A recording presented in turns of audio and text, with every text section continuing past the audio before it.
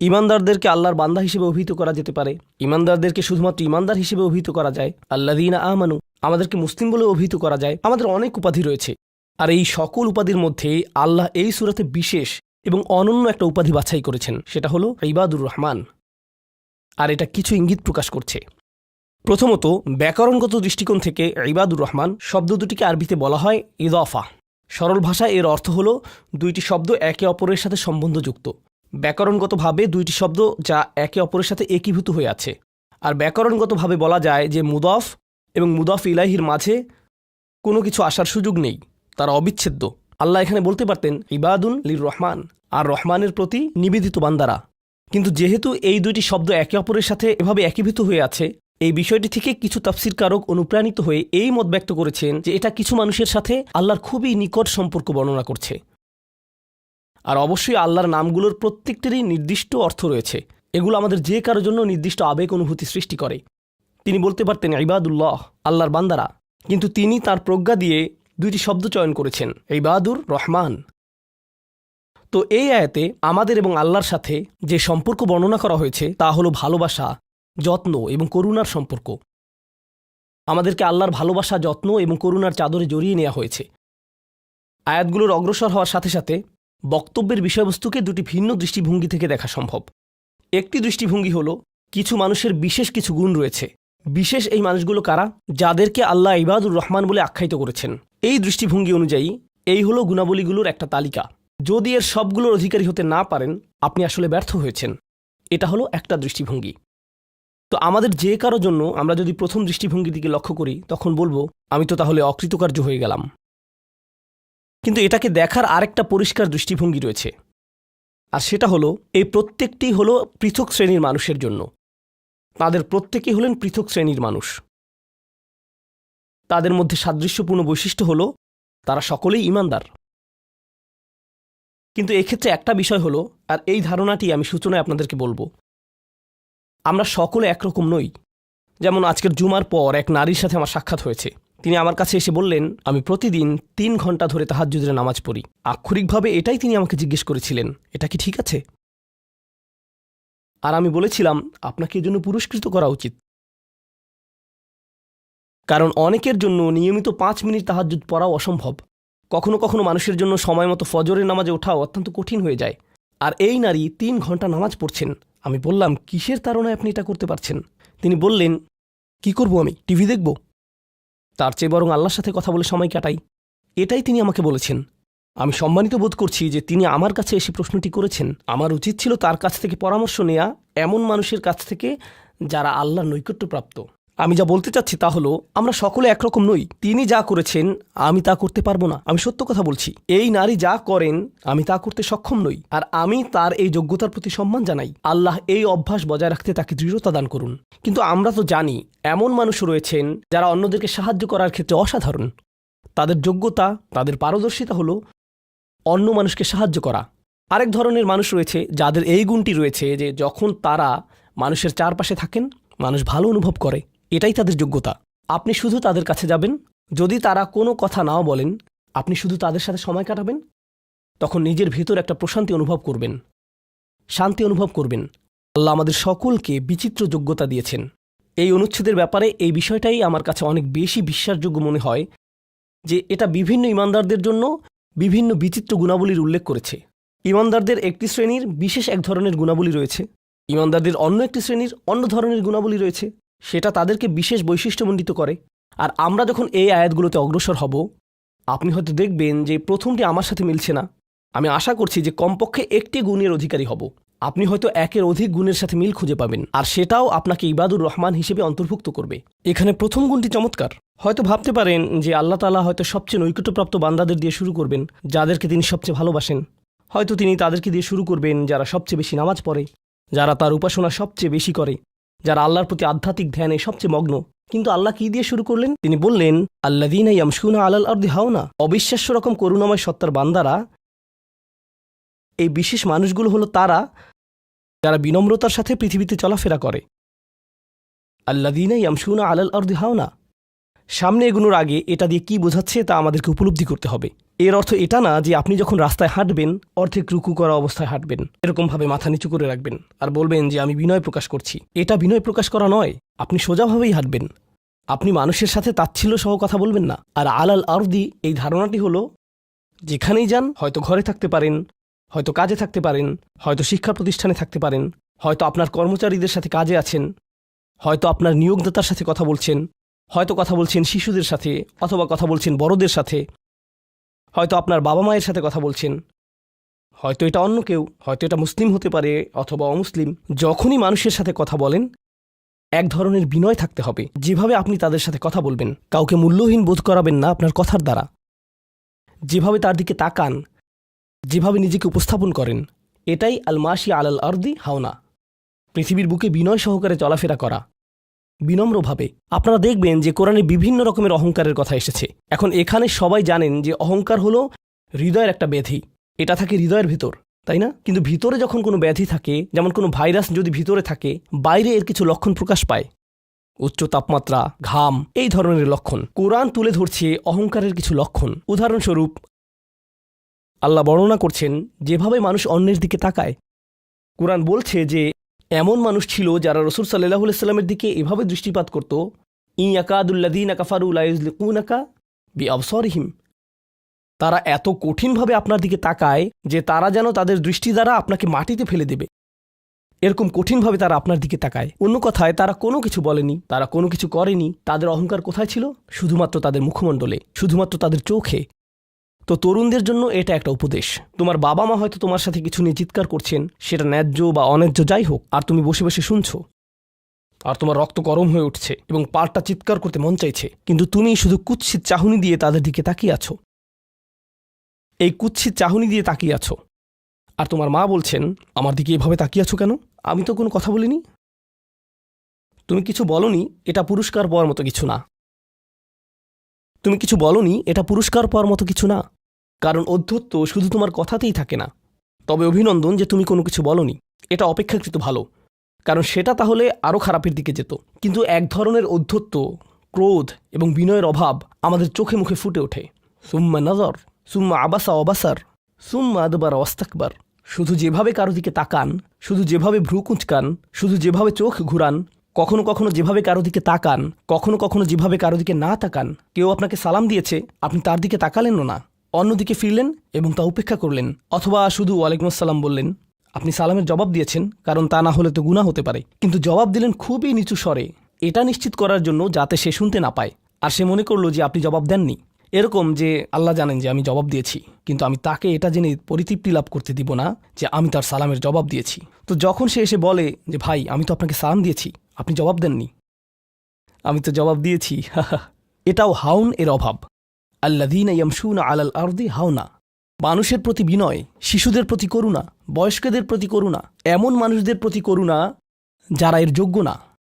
আর প্রসঙ্গক্রমে এর অর্থ এটা না যে আপনাকে অপমান করার সুযোগ আপনি মানুষকে করে দিবেন। এমন পরিস্থিতি আছে আমাদের পরিবারগুলোতে, আমাদের বন্ধুবান্ধবের মাঝে, আমাদের পরিসরে, যেখানে কিছু মানুষকে অবমাননাকর হিসেবে পাবেন। এমনটা ঘটে। আপনার পরিবারে এমন মানুষ রয়েছে, কখনো কখনো আপনার পিতামাতাও এরকম হতে পারেন। এটা খুবই কষ্টদায়ক বিষয়, এটা খুবই অন্যায্য বিষয়, আর আপনাকে এগুলো সবসময় শুনতে হয়, বারবার শুনতে হয়। শ্রোতাদের ভিতরে এমন নারী রয়েছেন যাদেরকে আমি দেখতে পাচ্ছি না, তারা পর্দার আড়ালে রয়েছেন, কিন্তু তারা যে অবস্থাতেই থাকেন, হয়তো শ্বশুরবাড়ির আত্মীয় অথবা ভাই বোন বা অন্য কারো কাছ থেকে তাদের কথা শুনতে হয়, আর তাদের এটা সব সময় শুনতে হয়, আর এগুলো শুনে তাদের রক্ত গরম হয়ে যায়। তখন কি করবেন? আপনাকে তখনও বিনয় ধরে রেখে যা করা শিখতে হবে তা হলো প্রথমত সেরকম পরিস্থিতি থেকে দূরে থাকবেন। যদি জানেন যে মেজাজের ভারসাম্য হারিয়ে ফেলবেন, তখন সেখান থেকে বেরিয়ে যান। এই মুহূর্তে আমি এই আলোচনায় অংশ নিতে পারবো না, দুঃখিত, আমি একটু হাঁটতে যাব। রাগে বিস্ফোরিত হয়ে যাওয়ার আগে এটা থেকে বেরিয়ে যান। এটাই প্রথমত এবং প্রধানত ইয়ামশুনা আলাল আরদি হাওনা।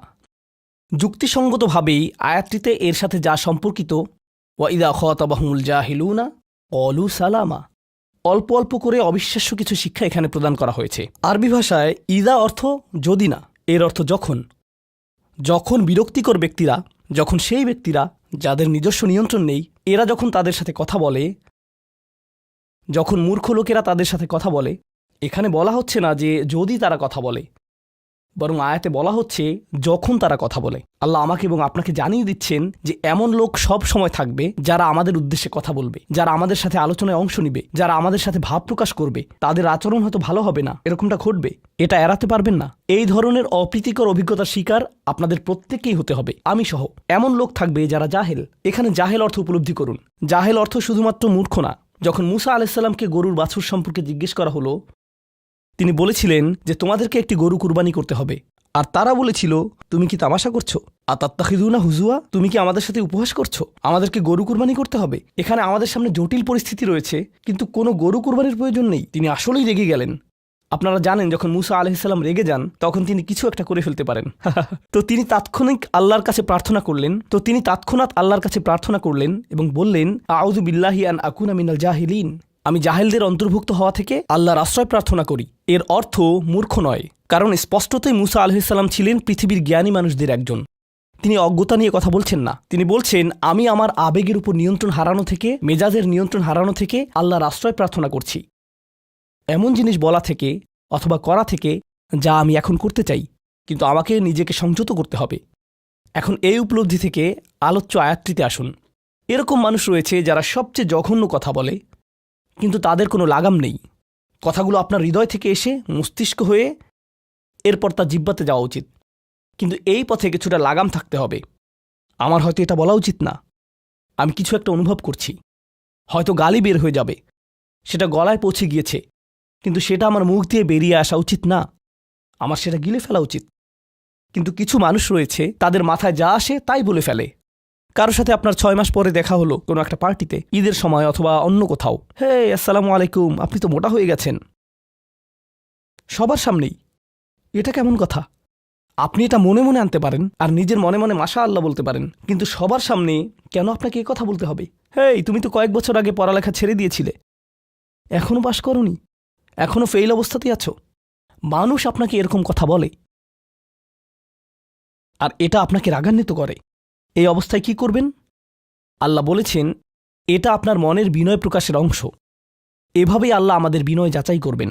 আর প্রসঙ্গক্রমে তারাই হয়ে থাকে আমাদের সবচেয়ে কাছের মানুষ, যার অর্থ আপনি এই ধরনের পরিস্থিতিতে বারবার বারবার বারবার পড়বেন। কিভাবে এটা থেকে বেরিয়ে আসবেন? আল্লাহ বলছেন, ওয়াইদা খাতাবাহুমুল জাহিলুনা ক্বালু সালামা। এটা দিয়ে কতিপয় জিনিস বোঝায়। আমি এখানে সেই কয়েকটি শিক্ষা নিয়ে আলোচনা করব। যখন এমনটা ঘটবে, আপনার তাৎক্ষণিক প্রতিক্রিয়া হবে শান্তি, ক্বালু সালামা। এটা দ্বারা বিদায়ও বোঝাতে পারে। আপনি বলবেন, সালাম, আমি আর এই আলোচনা চালিয়ে যেতে চাই না, আমি সম্মানজনকভাবে আপনাকে বিদায় জানাবো। ও দাঁড়ান, আমার তো একটা মিটিং আছে। এর বাকি অংশটুকু আপনি মনে মনে বলতে পারেন আল্লাহর সাথে দোয়া করার জন্য, কিন্তু এটা তার কাছে প্রকাশ করার প্রয়োজন নেই। শুধু বলুন যে আমার একটা মিটিং আছে, আর সেখান থেকে চলে আসুন, কারণ আপনি এটা নিতে পারবেন না। তারা সেখান থেকে বেরিয়ে আসে সম্মানজনকভাবে, এটা একটা অর্থ। যখন জঘন্য মানুষ আপনার কাছে আসে, বেরুবার পথ খুঁজে বের করবেন। কোরআন এই সূরাতে আরও পরে যা বলেছে যে মাররু কিরামা, সম্মানজনকভাবে তারা এটা অতিক্রম করে চলে যায়। কিছু কিছু মানুষ আছে যারা এমন কথা বলতে চায় যা আপনাকে রাগান্বিত করবে। তারা আসলে এটা করে মজা পায়। তারা কথা বলবে শুধু আপনাকে উত্তেজিত করার জন্য। আর তাদের কেউ কেউ জানে যে ঠিক কি বলতে হবে, কারণ তারা আপনার সাথে আগেও কথা বলেছে। আর তারা জানে যে কোন জিনিস আপনাকে রাগিয়ে তুলে, তাই তারা জানে যে কোন বাটনটি প্রেস করতে হবে আর কিভাবে আপনাকে বিরক্ত করতে হবে। আপনি বসে আছেন, আমি উত্তেজিত হব না, আমি উত্তেজিত হব না, আমি উত্তেজিত হব না, কিন্তু তার কথা শুনে আপনি বিশাল দানবে পরিণত হয়ে গেলেন, যার ফলে সব ধ্বংস হয়ে যাবে। আর সেই ক্ষেত্রে আপনাকে আগে এটা রোধ করতে হবে। আপনি এখানে কথা বলতে পারেন আর বলতে পারেন যে, দেখুন, আমি এই বিরোধ চাই না, আসুন শান্তিপূর্ণ সময় ব্যয় করি, আসুন এই বিষয়টা নিয়ে আজ আর কথা না বলি, এতে অনড় থাকুন। এটা দিয়েও ক্বালু সালামা বোঝায়। আমি আপনার সাথে ঝগড়া করতে চাই না, আমি শুধু চাই আলোচনাটা যাতে কুৎসিত পথে এগিয়ে না যায়। কখনো কখনো আমরা ভদ্রতা দেখাই, আর সেই সুযোগে মানুষ আমাদেরকে অসম্মানজনক কথা বলতে থাকে, এবং আত্মবিশ্বাসের সাথে মানুষকে জানিয়ে দিবেন যে তাদেরকে থামতে হবে, তারা সীমা ছাড়িয়ে যাচ্ছে। এটা সঠিক নয়, এমনটা করা সম্মানহীনতা নয়, শিষ্টাচার বহির্ভূত নয়। আপনি নিজের জন্য রুখে দাঁড়াতে পারেন, কিন্তু এটা শুধু মর্যাদাপূর্ণ উপায়েই করতে হবে, এমনভাবে যা শান্তিপূর্ণ। এছাড়াও সালামা শব্দটিকে অনেকেই অবস্থা হিসেবেও দেখেছেন। অন্য কথায়, যখন তারা জবাব দেয় তারা পরিপূর্ণ শান্তিপূর্ণ অবস্থায় থাকে। এটা ভিন্ন একটা অর্থ। যখন জঘন্য মানুষের আপনার সাথে কথা বলে, তারা আপনাকে বিরক্ত করে, তারা রাগান্বিত করে, তারা মিথ্যার পর মিথ্যা, মিথ্যার পর মিথ্যা, মিথ্যার পর মিথ্যা বলে, আর আপনাকে সেখানে বসে এটা শুনতে হয় যেন এটা সত্য। আর তারা এটা অন্য মানুষের সামনে বলে, আর আপনি কোনো কারণ ছাড়াই ঝামেলায় পড়ে যান। যখন আপনি জবাব দেন, আপনার জবাব যাই হোক, জবাবটা শান্ত হওয়াটাই উত্তম। যখন জবাব দিবেন, আপনাকে শান্ত এবং পরিশীলিত হতে হবে। এটাই কলু সালামা। আর যারা জীবনে এটা ধারণ করতে পারে, তারা আল্লাহর কাছে বিশেষ মানুষ, ইবাদুর রহমান। অন্য কথায়, এই অনুপ্রেরণাটিকে আমাদের মনে রাখতে হবে। সেই রকম সময়ে যেই ব্যক্তির সাথে আপনি কথা বলছেন, সে এর যোগ্য না, বরং সে হয়তো চপটাঘাত পাওয়ার যোগ্য। আপনাদের কেউ কেউ হয়তো প্রতিউত্তর দেয়ায় খুবই পারদর্শী। কেউ হয়তো আপনাকে বিদ্রুপাত্মক কিছু বলছে, আপনি তাকে কথা দিয়ে পিষে ফেলতে পারবেন। ও মাই গড, আপনার মাথায় যে জবাবগুলো আসে, তালিকা করা একাধিক জবাব, আমি কি এ বি সি বলবো নাকি উপরের সবগুলো একসাথে বলবো, আপনার মাথায় এটা চলছে। আর সেই মুহূর্তে যখন আপনি বিরত হওয়ার সিদ্ধান্ত নেন, কঠিনভাবে না বলার, প্রতিক্রিয়া না দেখানোর, শান্ত থাকার সেই শক্তি অর্জনের জন্য আপনার আর আমার অনুপ্রেরণা যা হবে তা হলো, আমি ইবাদুর রহমানের মধ্যে সামিল হতে চাই। আমি ভুলে যাব যে আমি এই অপ্রীতিকর কথোপকথনে রয়েছি, কারণ ঠিক এখনই আমি আল্লাহর সংস্পর্শে রয়েছি, আর তার বিশেষ রহমত আমার উপর বর্ষিত হচ্ছে। সেই জন্যই তিনি আমাকে এই পরিস্থিতিতে ফেলেছেন, যাতে আমি তার নৈকট্য অর্জন করতে পারি। এটা আসলে একটা আশীর্বাদ। এই অপ্রীতিকর সঙ্গগুলো আসলে একটা আশীর্বাদ, যাতে আমি তার নৈকট্য পেতে পারি। সুবহানাল্লাহ। ওয়াইবাদুর রহমানিল্লাযীনা ইয়ামশুনা আলাল আরদি হাওনা ওয়া ইযা খাতাবাহুমুল জাহিলুনা ক্বালু সালামা। লক্ষ্য করুন, এরপর আল্লাহ কি বলছেন। দ্বিতীয় শ্রেণীর মানুষেরা, তাদের বিশেষ গুণটি বর্ণিত হচ্ছে। প্রসঙ্গক্রমে এর অর্থ এটা না যে তারা অন্য কিছু করে না, যেমন তারা নামাজ পড়ে না, তারা হালাল খাবার গ্রহণ করে না। এগুলো তো থাকতেই হবে, তারা তো ইতিমধ্যেই ইবাদ। এগুলো হলো ইবাদ হওয়ার বাইরের অতিরিক্ত গুণাবলী। দ্বিতীয় মহান গুণটি কি? দ্বিতীয় শ্রেণীর এই মানুষেরা যারা আল্লাহর কাছে প্রিয়, কোন জিনিসটা তাদের বিশেষ মানুষে পরিণত করেছে? ওয়াল্লাযীনা ইয়াবিতুনা লিরাব্বিহিম সুজ্জাদান ওয়া কিয়ামান। যারা রাত্রি অতিবাহিত করে তাদের প্রভুর উদ্দেশ্যে সিজদারত এবং দণ্ডায়মান অবস্থায়। তারা লোকচক্ষুর অন্তরালে গভীর রাতে নামাজে মশগুল থাকেন, কারণ তারা জানেন যে রাতের গভীরে আল্লাহ তাদের সবচেয়ে নিকটে থাকেন। আমাদের অনেকের জন্য এটা অনেক কঠিন যে আল্লাহ যদি তার সবচেয়ে নৈকট্যপ্রাপ্ত মানুষদের কথা বলেন, এই শ্রেণীর মানুষদের দিয়ে শুরু করাটাই প্রত্যাশিত ছিল। এটাই প্রত্যাশিত ছিল যে আল্লাহ এমন মানুষদের দিয়ে শুরু করবেন যারা সবচেয়ে বেশি নামাজ আদায় করে, বিশেষত এমন সময়ে যখন তিনি নিকটে থাকেন, যা হলো রাতের মধ্যপ্রহর। সেখান থেকেই শুরু হওয়ার কথা ছিল, কিন্তু না, তিনি সেখান থেকে শুরু করেননি। তিনি বিনয় দিয়ে শুরু করেছেন, কারণ রাতের সেই নামাজ যখন আপনি এবং আমি আল্লাহর সামনে বিনয়াবনত হই, নামাজরত অবস্থায় অন্য কেউ দেখার সুযোগ না থাকে, চমৎকৃত করার মতো আর কেউ না থাকে, একমাত্র যাকে আপনি চমৎকৃত করতে চান তিনি হলেন আল্লাহ। আপনার আত্মাভিমান চলে গিয়েছে। আল্লাহর সম্মুখে দণ্ডায়মান হয়ে আপনি পূর্বেকৃত সকল অপরাধ স্বীকার করেছেন। আল্লাহর সাথে আপনি উন্মুক্ত আলোচনায় রত আছেন, সকল অহংকার থেকে মুক্ত হয়ে। যদি নিজেকে অহংকার মুক্ত করতে চান, প্রথম ধাপটি হলো, আপনি কি মানুষের সামনে অহংকারকে বিসর্জন দিতে পারেন? আর তারপর আল্লাহর সম্মুখে উপস্থিত হন। আমরা এমন অনেক মানুষদের কথা জানি যারা ইবাদতে পারদর্শী, কিন্তু মানুষের কাছে তারা খারাপ হিসেবে বিবেচিত। এটা আদর্শ নয়। এখানে একটি শ্রেণীকে অগ্রাধিকার দেয়া হয়েছে, আর এরা তারাই যারা মানুষের সাথে বিনয়ী। তারপর যারা আল্লাহর সামনে বিনয়াবনত হয়ে উপস্থিত হয়। এটা অর্জন করা সহজ নয়, কিন্তু যদি সপ্তাহে একবার, আমি জানি যে এটা কঠিন হবে, কিন্তু সপ্তাহে একবার আপনি মসজিদে ইশার নামাজ পড়লেন, আর এরপর সরাসরি বাসায় চলে গেলেন আর ঘুমিয়ে পড়লেন। আর সেটা তখনই সম্ভব হবে যদি আপনি প্রত্যুষে ঘুম থেকে উঠেন, আর এরপর দিনে না ঘুমান। তো ফজরের সময় উঠুন, এরপর ঘুমাবেন না। নিজেকে পরিশ্রান্ত করুন, এশা পড়ুন, এরপর ঘুমাতে যান। এরপর অ্যালার্ম দিয়ে রাখুন, ফজরের 30 মিনিট আগে অ্যালার্ম সেট করুন, উঠে গিয়ে কয়েক রাকাত নামাজ পড়ুন। শুধু এটুকুই করুন, নিজের মতো করে এটা করুন। এজন্য অন্য কারো ঘুম ভাঙাবেন না, এটা নীরবে করবেন। ঘরের কোনো এক কোণে চলে যান, সেখানেই নামাজ পড়ুন। যদি সপ্তাহে একবার বা দুবারও এটা করতে পারেন, যে প্রশান্তি পাবেন, আল্লাহর সাথে যে সম্পর্ক অনুভব করবেন, সেটা আপনাকে সবচেয়ে কঠিন সময়েও সাহায্য করবে। আল্লাহ আমাদেরকে এই মানুষদের অন্তর্ভুক্ত করে দিন। ওয়াল্লাযীনা ইয়াবিতুনা লিরাব্বিহিম সুজ্জাদান ওয়া কিয়ামা। এরপর আসছে তৃতীয় ধরনের মানুষের কথা। ওয়াল্লাযীনা ইয়াকুলুনা রাব্বানা ইসরিফ আন্না আযাবা জাহান্নাম ইন্না আযাবাহা কানা গরামা ইন্নাহা সাআত মুস্তাকাররা ওয়া মুকামা। এই মানুষেরা শুধু একটি দোয়া করে, দোয়ার তালিকা নয়। তাদের একমাত্র দোয়া হলো, ইয়া আল্লাহ, আমি জাহান্নামে যেতে চাই না। অন্য যেখানেই রাখেন, জাহান্নামে নয়। আমাকে জাহান্নামে রাখবেন না। আমাদেরকে জাহান্নামের শাস্তি থেকে দূরে রাখুন। অবস্থান করার জন্য এটা বিভৎস একটা জায়গা। আমি এটা এক মুহূর্তের জন্যও দেখতে চাই না। আমি সেখানে স্বল্পস্থায়ীভাবে থাকতে চাই না, আর আমি সেখানে দীর্ঘস্থায়ীভাবেও থাকতে চাই না। দোয়াটি মনোযোগ দিয়ে শুনুন। ইন্নাহা সাআত মুস্তাকাররা ওয়া মুকামা। প্রথমত, এটা একটা শাস্তি, এটা বিশাল একটা সাজা। আমি সেখানে স্বল্প মেয়াদের জন্য থাকতে চাই না, আর আমি সেখানে দীর্ঘমেয়াদের জন্যও থাকতে চাই না। কিছু মানুষ রয়েছে যারা সেই একই রোগে আক্রান্ত হয়েছে উম্মার মধ্যে, মুসলিমদের মধ্যেই একই রোগ যা বনী ইসরাইলেরও ছিল। তারা বলেছিল আল্লাহ আমাদেরকে শাস্তি দিবেন না, ইল্লা আইয়াম মাদুদা, দিলেও কয়েকদিনের জন্য। মুসলিমদের মনোভাবও এমন হয়েছে, তারা বলে আল্লাহ আমাদের শাস্তি দিবেন, কিন্তু তা তো চিরদিনের জন্য না, তাই না? আমরা মুসলিম, একসময় আমরা ঠিকই বেরিয়ে আসব। ঠিক আছে, ভালো, আমি জাহান্নামে যাব, কিন্তু এটা হবে দীর্ঘ সাপ্তাহিক ছুটির মতো, আর তারপর আমার আর সমস্যা নেই। দেখুন আল্লাহর নৈকট্যপ্রাপ্ত মানুষদের দোয়া, তারা আল্লাহকে বলছেন, ও আল্লাহ, আমি জাহান্নামে যেতে চাই না, স্থায়ীভাবে না, অস্থায়ীভাবেও না। আমি স্বীকার করছি যে অবস্থানের জন্য এটা বিভৎস একটা জায়গা, মুস্তাকররান ওয়া মুকামা, শুধু থামার স্থান হোক অথবা চিরকালীন স্থান হোক, আমি এগুলোর কোনোটাই চাই না। এর অনেক অন্তর্নিহিত অর্থ রয়েছে, আমি আপনাদের শুধু একটির কথা বলছি।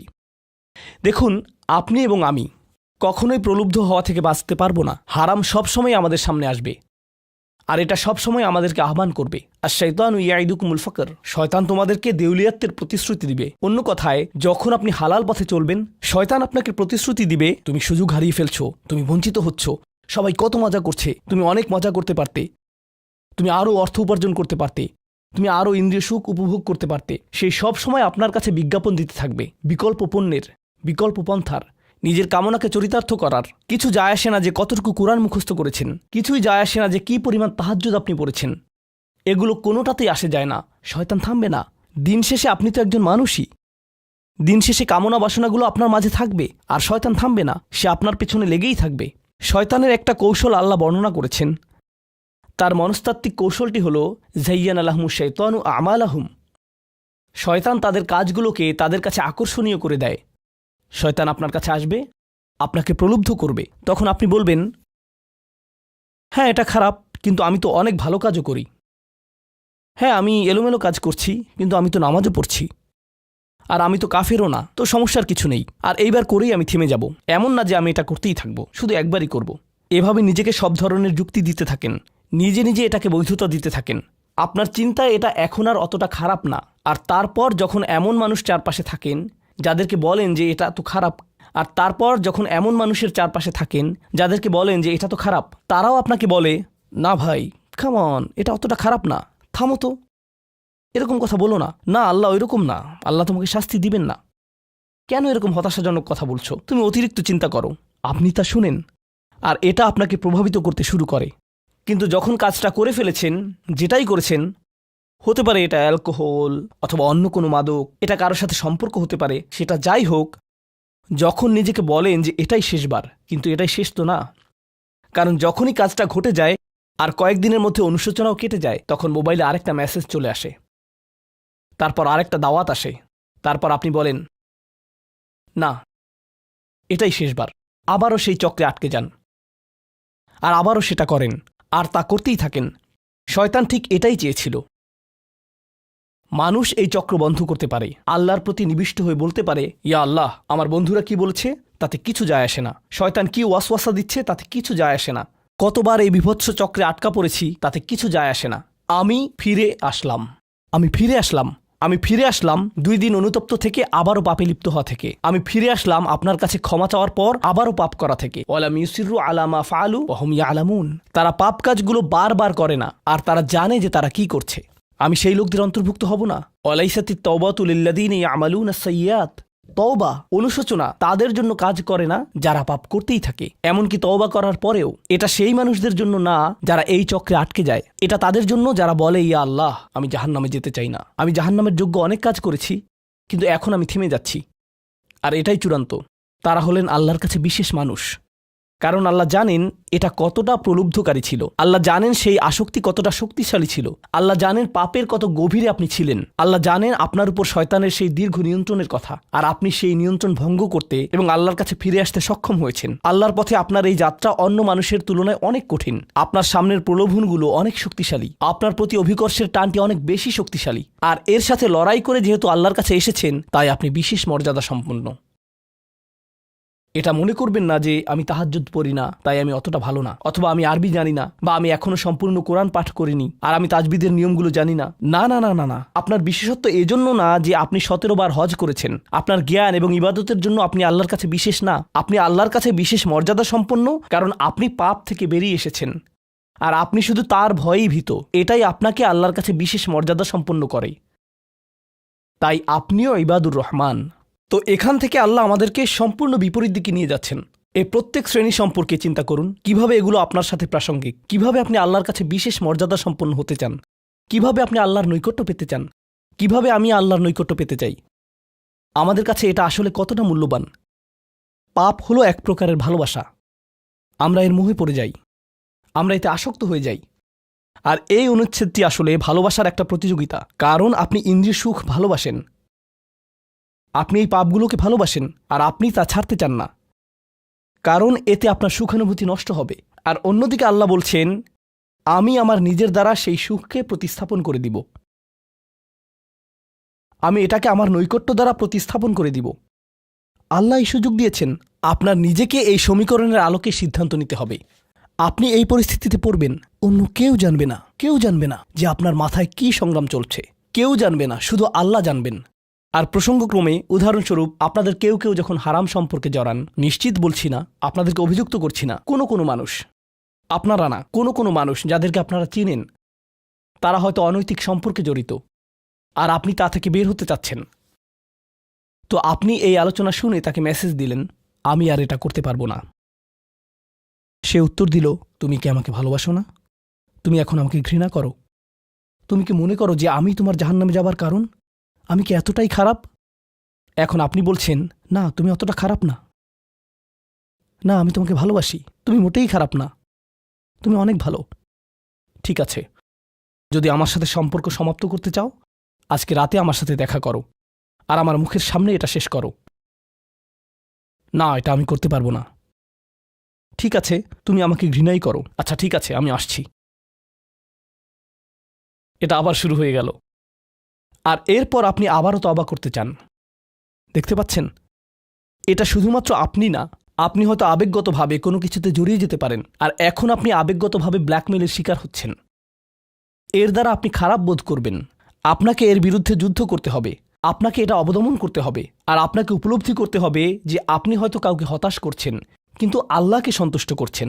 আর আপনি এটা শুধু নিজের জন্যই করছেন না, বরং এটা ওই মেয়ের জন্যও করছেন, বা ওই ছেলের জন্যও করছেন যে আপনার মেসেজের জবাব দিচ্ছে। সে আল্লাহর সামনে দাঁড়াবে, এটাও আপনি চান না। আপনি যদি তাকে আসলেই ভালোবাসেন, শুধুমাত্র যদি তাকে কামনা না করেন, বরং তাকে ভালোবাসেন, তাহলে আপনি তাকেও রক্ষা করতে চাইবেন। তো এখন আমরা খুবই অপ্রত্যাশিত স্থানে চলে যাচ্ছি। আল্লাহর কাছে আরও কে বিশেষ মর্যাদা সম্পন্ন? আল্লাযীনা ইযা আনফাকু লাম ইউসরিফু ওয়া লাম ইয়াকতুরু ওয়া কানা বাইনা যালিকা কওয়ামা। এই মানুষেরা যখন তারা অর্থ ব্যয় করে, তারা সকল অর্থ উড়িয়ে দেন না, তারা অতিরিক্ত খরচ করেন না, আর তারা কৃপণও নয়। তারা অনেক বেশি খরচ করেন না, আর তারা অনেক কমও খরচ করেন না। তাদের বাজেট ভারসাম্যপূর্ণ। বাজেটের সাথে আল্লাহর নৈকট্যের সম্পর্ক কি? সম্পর্ক রয়েছে, কারণ আল্লাযীনা ফি আমওয়ালিহিম হাক্কুন মালুম, তাদের অর্থে অন্যদের অধিকার রয়েছে যা সুবিদিত। আপনার পিতামাতার অর্থনৈতিক সহায়তা প্রয়োজন, আপনার সন্তান, আপনার ভাই বোন, আপনার স্ত্রীর প্রয়োজন, এমন অনেক ক্ষেত্র রয়েছে যার জন্য আপনার অর্থ প্রয়োজন। কিন্তু যখন আপনি প্রয়োজনহীন জিনিসে আসক্ত হয়ে পড়েন, আর আপনার অর্থ যখন ব্যয় হয় সিনেমার পর সিনেমা, সিনেমার পর সিনেমায়, সাবস্ক্রিপশনের পর সাবস্ক্রিপশনে, গেমের পর গেম, এরপর গেমে, গাড়ির জন্য নতুন যন্ত্রাংশ কেনার পেছনে, যেই চাকা দেখতে উল্টো দিকে ঘূর্ণায়মান, তার প্রয়োজন আপনার নেই। সেগুলো আপনি দেখবেন না যখন আপনি গাড়ি চালাবেন, সেটা অন্য কেউ দেখবে। এগুলো ঘুরবে অন্য কারোর জন্য, আপনার জন্য না। যন্ত্রাংশ অথবা ডিভাইস। আপনি নতুন আইফোন ছাড়াও বেঁচে থাকবেন, এতে কোনো ক্ষতি হবে না। স্যামসাং যদিও কিছুটা বিপজ্জনক, তারপরও অনেক বোনেরা পার্স অথবা ব্যাগের জন্য এমনটা করেন। ও আল্লাহ, এই ব্যাগগুলোর কোনোটার দাম কয়েক লাখ টাকা। বলছি না যে আপনি এগুলোর কোনোটাই কিনতে পারবেন না, কিন্তু আল্লাহ বলছেন ঠিক আছে খরচ করো, কিন্তু অতিরিক্ত খরচ করো না। আপনাদের কারো কারো জন্য আবার সবচেয়ে খুশির বিষয় হলো টাকা ধরে রাখা। আপনি স্ত্রীকে সাথে নিয়ে সুপার শপে গিয়েছেন, তিনি 1 প্যাকেট দুধ নিলেন। আমাদেরকে এত বেশি দুধ প্রয়োজন, ছোট প্যাকেট নিতে পারো না? ডিসকাউন্টের জন্য অপেক্ষা করতে পারো না? এটা দুধ, এটা ডিম, এগুলো নিয়ে কৃপণতা না করলে হয় না? এমন মানুষ রয়েছে যারা প্রাপ্য মানুষদের টাকা ধরে রাখে। আপনার সন্তানদের অর্থ প্রয়োজন, তাদের চলার জন্য কিছুটা পকেট খরচ প্রয়োজন, আপনার স্ত্রীর কিছুটা অর্থ প্রয়োজন। যদি তিনি গৃহ ব্যবস্থাপনার দায়িত্বে থাকেন আর তিনি নিজে উপার্জন না করেন, আর তিনি আপনার কাছে বলেন আমি কি 500 টাকা পেতে পারি? কিসের জন্য তোমার টাকা প্রয়োজন? আমাকে সম্পূর্ণ প্রতিবেদন প্রদান করবে। সকল রিসিট দেখাবে। দাঁড়ান, 1 মিনিট থামুন। এটা লাম ইয়াকতুরু। এটা আপনার জন্য চ্যালেঞ্জ হতে পারে। আপনি যদি আল্লাহর নৈকট্য লাভ করতে চান, আপনার পরিবারের খাবারের প্রসঙ্গ আসলে তাদেরকে জঞ্জালের মতো বিবেচনা করবেন না। আপনার জন্য সর্বোত্তম খরচের খাত হলো আপনার পরিবার। নিজের পরিবারের সাথে এরকম খারাপ আচরণ করবেন না, কিন্তু অতিরিক্ত খরচও করবেন না। অন্যরা এমন আছে যারা টাকা উড়ায়। আল্লাহ হয়তো আপনাকে কিছুটা অর্থ দিয়েছেন, আর আপনি আপনার 16 বছরের সন্তানকে BMW কিনে দিলেন যাতে সে রাস্তার পাশে লাগিয়ে দিয়ে অ্যাক্সিডেন্ট করতে পারে, আর তারপর তাকে আরেকটা কিনে দিলেন। না না না, আপনি এমনটাও করতে পারবেন না।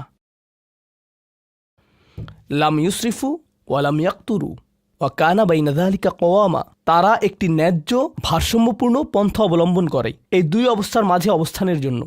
পরবর্তী গুণটি আমার প্রিয়, মনোযোগ দিয়ে শুনুন। এরা সবাই একটি শ্রেণী।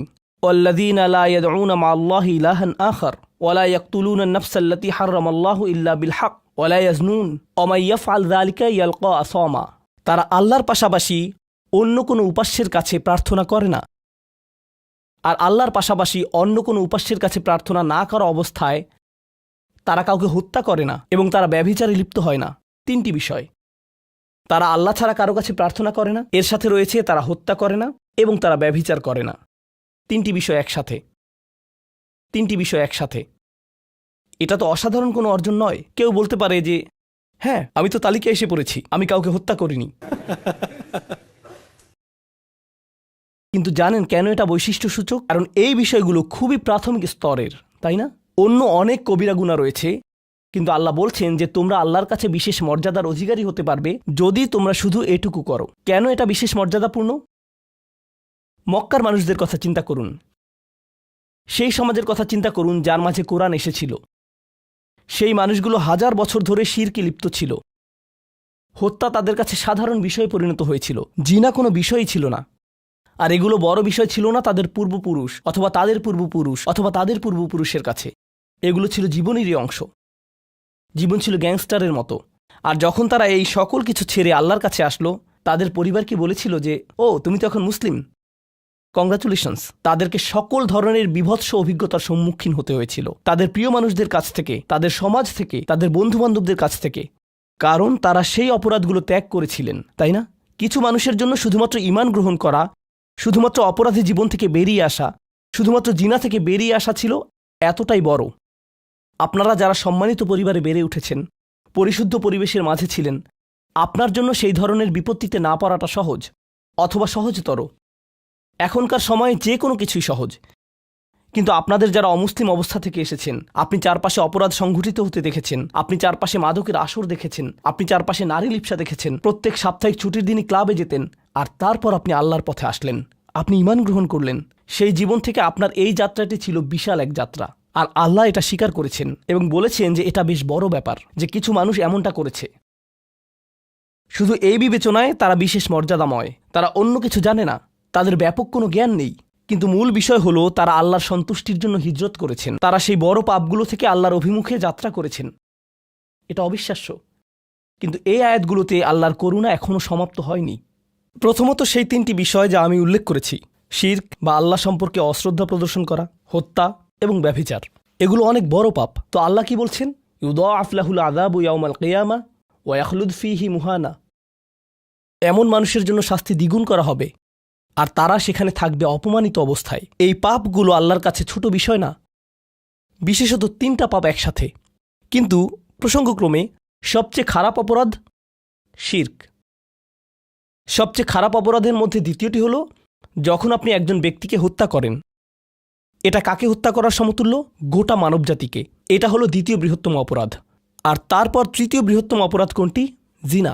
এই 3টি একসাথে এসেছে একটি আয়াতে। সেজন্য আল্লাহ বলছেন যে এই ব্যক্তিটি বিশেষ ধরনের শাস্তি পাবে, আর সে এই শাস্তিতে রয়ে যাবে অপমানিত অবস্থায়। কিন্তু এমনকি খারাপের ভিতর সবচেয়ে খারাপ, এরপর সবচেয়ে খারাপ ব্যক্তিটি, এই ব্যক্তিটি এজন্য সবচেয়ে খারাপ না যে সে একটি জিনিস করছে, বরং সে সবচেয়ে খারাপ কারণ সে 3টি জিনিসই করেছে। 3টি জিনিসই করেছে। এটা জাহান্নামের হ্যাট্রিক অর্জনের মতো। আর সম্পর্কে আল্লাহ কি বলছেন? তিনি বলছেন ইল্লা মান তাবা ওয়া আমানা ওয়া আমিলা আমালান সলিহা। অর্থাৎ যে অনুতপ্ত হয়েছে, ঈমানের পথে ফিরে এসেছে এবং তখন থেকে ভালো কাজ শুরু করেছে, তার জন্য নিয়মের ব্যতিক্রম হবে। এটা উপলব্ধি করাটা গুরুত্বপূর্ণ। আল্লাহ বর্ণনা করছেন নিকৃষ্টের মধ্যে নিকৃষ্ট, তার চেয়েও নিকৃষ্ট। আর তারপর বলেছেন এমনকি সেই ব্যক্তির ক্ষেত্রেও যদি সে আমার কাছে ফিরে আসে আমি তাকে শাস্তিতে নিক্ষেপ করব না। কিন্তু এতটুকুই যথেষ্ট না। আমরা কথা বলছি ইবাদ আর রহমানের ব্যাপারে, যিনি অবিশ্বাস্য রকমের করুণাময় সত্তা। তো তিনি তাদেরকে শুধুমাত্র জাহান্নাম থেকে রক্ষা করেই ক্ষান্ত হবেন না, তিনি আরও কি করবেন? ফাউলাইকা ইউবাদদিলুল্লাহু সাইয়্যাতিহিম হাসানাত, সেই মানুষগুলোর মহাপাপগুলোকে প্রতিস্থাপিত করবেন। আর আমি আপনাদেরকে মনে করিয়ে দিচ্ছি সেই পাপগুলো কি? শিরক। ইন্নাশ শিরকা লাযুলমুন আযীম, হত্যা। কাআন্নামা কাতালান নাসা জামিআ, সে যেন গোটা মানবজাতিকে হত্যা করল। এবং জিনা, ব্যভিচার, সবচেয়ে বড় পাপ এগুলো। আল্লাহ বলছেন যে পাহাড় সমান তাদের এই সমগ্র পাপ কাজগুলোকে আমি প্রতিস্থাপন করে দিব ভালো কাজ দিয়ে।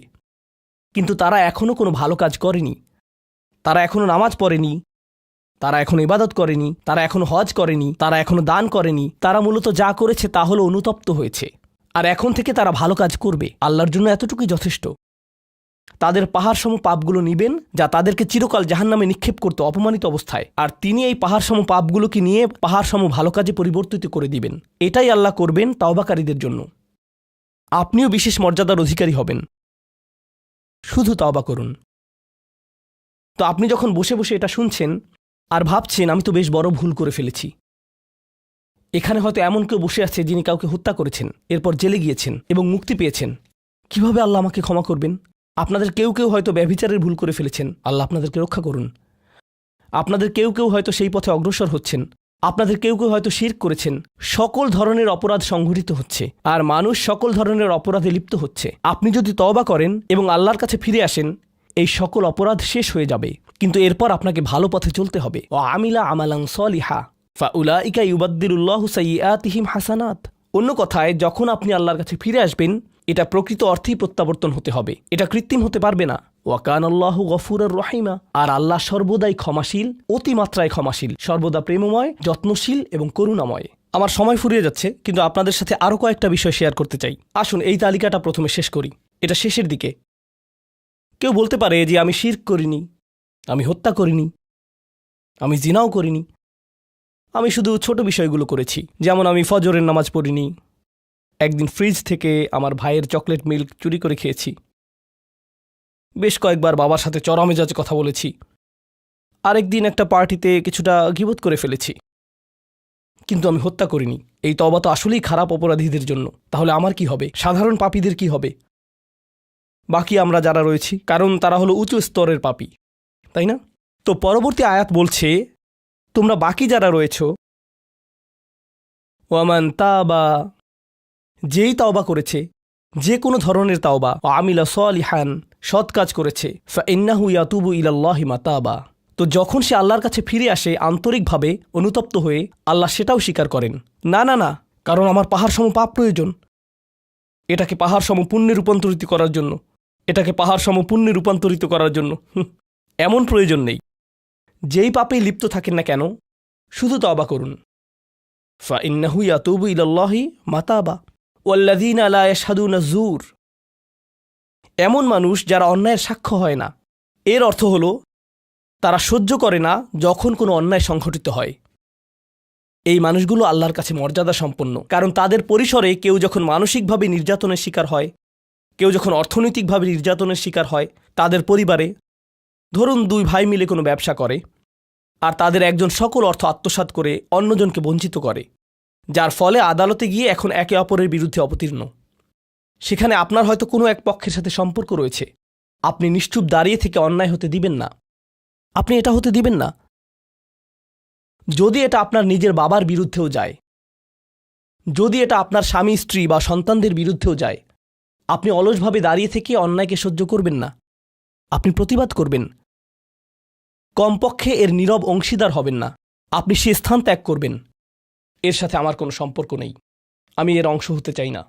লা ইয়াশহাদুনা যুর, এর আরেকটা অর্থ হলো তারা মিথ্যা সাক্ষ্য প্রদান করে না। কখনো আপনার উপর চাপ থাকে এমন মানুষের পক্ষ অবলম্বন করার জন্য যারা অন্যায়কারী। আপনি জানেন যে তারা অন্যায়কারী, কিন্তু তারা বলে পরিবার আগে ভাই, অথবা বন্ধুত্ব সবার আগে।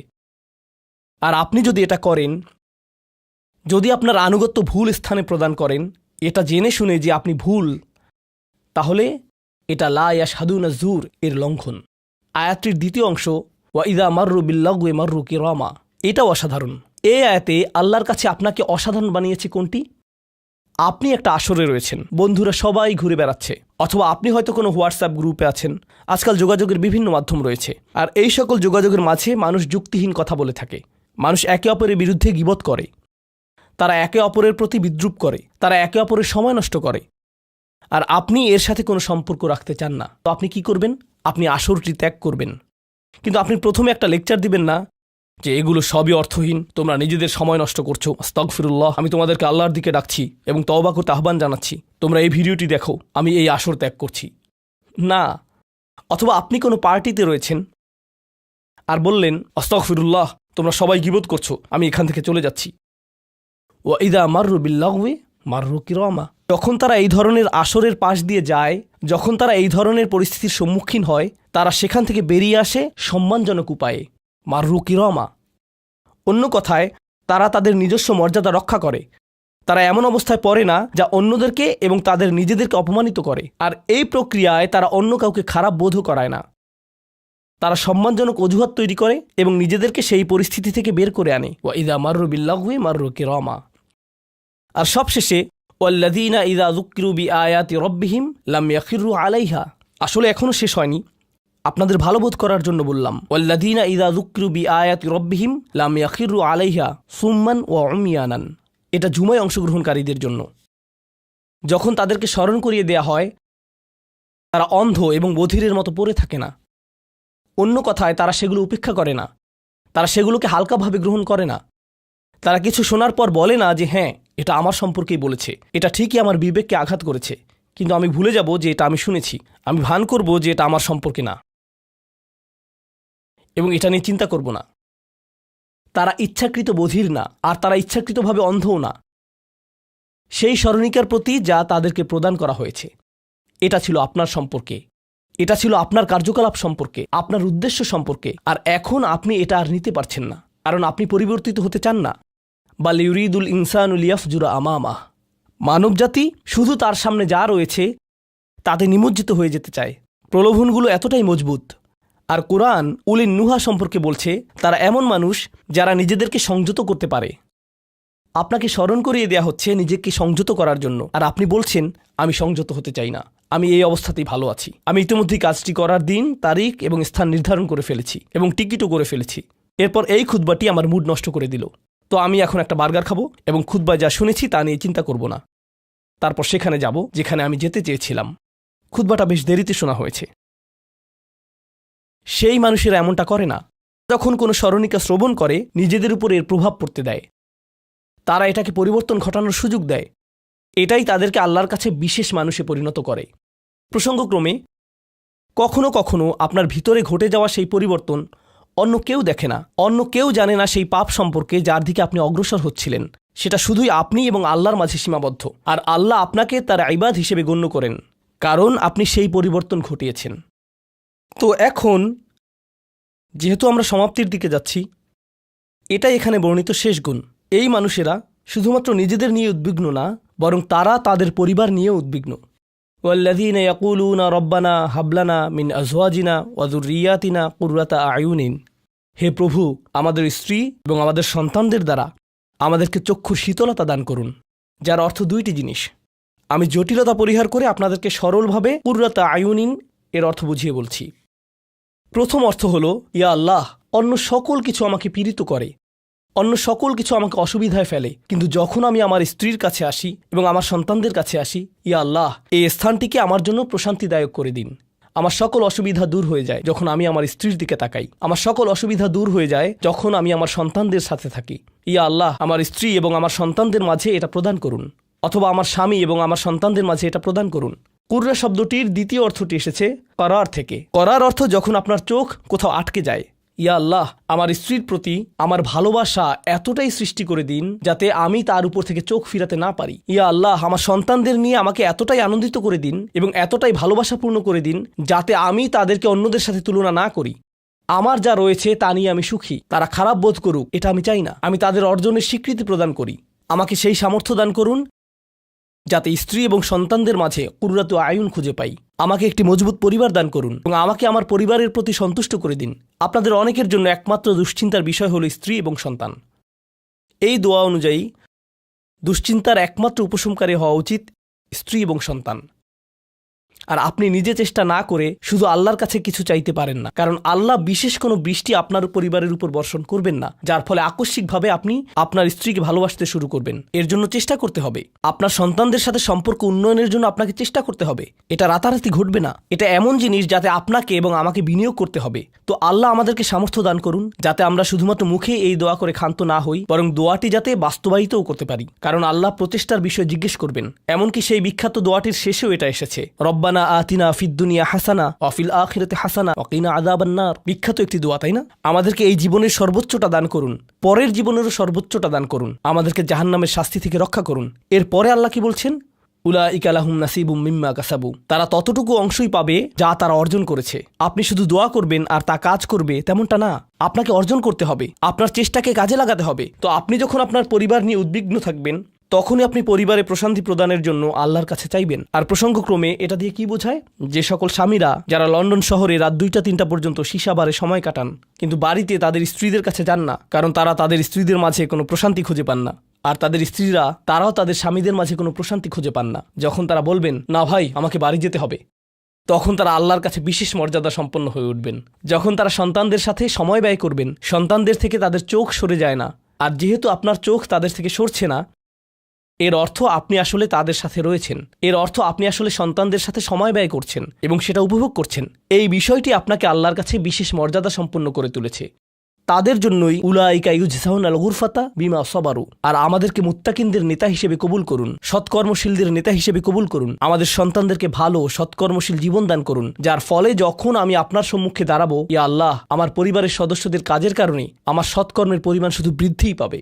এখন এই সব কিছুর পরে উলাইকা ইউজজাউনাল গুরফাতা বিমা সাবারু, এই মানুষদেরকে প্রদান করা হবে সুউচ্চ প্রাসাদ, তারা যে ধৈর্য প্রদর্শন করেছে তার প্রতিদান স্বরূপ। লক্ষ্য করুন, এখানে আল্লাহ বলছেন তারা যে ধৈর্য প্রদর্শন করেছে তার প্রতিদান স্বরূপ। আপনি যদি এই তালিকার প্রথমে যান, যারা তাদের জিহ্বা সংযত করে, যখন মূর্খ লোকেরা তাদের সাথে কথা বলে তারা বিনয়ী, তারা জিহ্বা সংযত করে, যারা আল্লাহ ছাড়া অন্য কারো ইবাদত করে না, যারা আল্লাহর ইবাদত করে রাতের গভীরে, এই তালিকাটি যা আমরা আলোচনা করলাম তাদের প্রত্যেকেরই প্রয়োজন অধ্যাবসায়, মজবুতি, দৃঢ়তা এবং প্রতিজ্ঞা। আর সবর শব্দটি দিয়ে এটাই বোঝায়। এই মানুষগুলো পুরস্কৃত হবেন তারা যে দৃঢ় প্রতিজ্ঞা দেখিয়েছেন তার জন্য। তারা এর জন্য প্রতিজ্ঞাবদ্ধ ছিলেন। ওয়ায়ুলাক্কাউনা ফিহা তাহিয়াতান ওয়া সালামা, তাদেরকে সেখানে অভ্যর্থনা করা হবে অভিবাদন ও সালাম সহকারে। আল্লাহ তাদের জন্য অভিবাদন প্রেরণ করবেন।